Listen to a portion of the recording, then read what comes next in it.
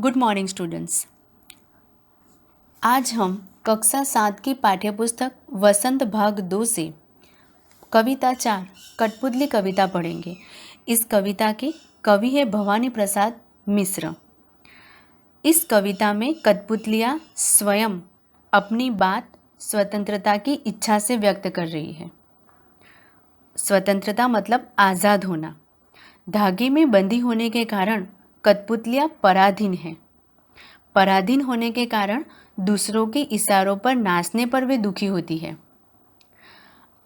आइए देखें कि भवानी प्रसाद मिश्र इन कविताओं की पंक्तियों के माध्यम से कठपुतली की और कौन कौन सी बातें हमारे सामने उजागर करते हैं। कठपुतली गुस्से से उबली, बोली, ये धागे क्यों हैं मेरे पीछे आगे, इन्हें तोड़ दो, मुझे मेरे पाँव पर छोड़ दो। यहाँ पर उबली का मतलब होता है खोलना, जैसे जोश भरना। इन पंक्तियों में धागे में बंधी कठपुतलियाँ अपनी पराधीनता पर दुखी हो रही है तथा एक कठपुतली विद्रोह कर बैठी है। वह अपनी पराधीनता के कारण अत्यंत क्रोधित होती है, मतलब बहुत गुस्से हो जाती है तथा धागों के इन बंधनों को तोड़ना चाहती है। वह स्वतंत्र होकर अपने पाँवों पर खड़ी होना चाहती है। सुनकर बोली और कठपुतलियाँ कि हाँ, बहुत दिन हुए हमें अपने मन के छंद छुए। छंद का मतलब होता है अभिलाषा, इच्छा। इन पंक्तियों में कठपुतलियाँ कह रही है कि धागों में बंधी कठपुतलियों की अपनी पराधीनता की वेदना स्पष्ट हुई है।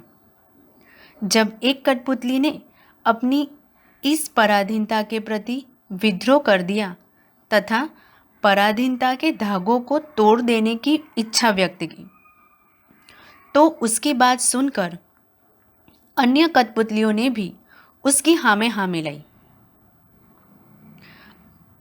अर्थात इन्हें इस कठपुतली की बात बहुत पसंद आई, क्योंकि वे सभी भी स्वतंत्र होना चाहती थी, क्योंकि उन्हें अपने पैरों पर खड़े हुए अर्थात अपनी इच्छा से अपनी आकांक्षाओं को पूरा किए हुए बहुत समय बीत चुका था। कहने का भावार्थ यही है कि वे बहुत लंबे अरसे से पराधीन थी, इसलिए उनकी इच्छा का प्रश्न ही नहीं था। वे अपनी इच्छा अनुसार कुछ भी नहीं कर सकती थी। डोर में बंधी होने के कारण डोर को पकड़कर नचाने वाला जैसा चाहता उन्हें नचाया करता था। मगर पहली कठपुतली सोचने लगी, ये कैसी इच्छा मेरे मन में जगी। पहली कठपुतली सोचने लगी, ये कैसी इच्छा मेरे मन में जगी। यहाँ पर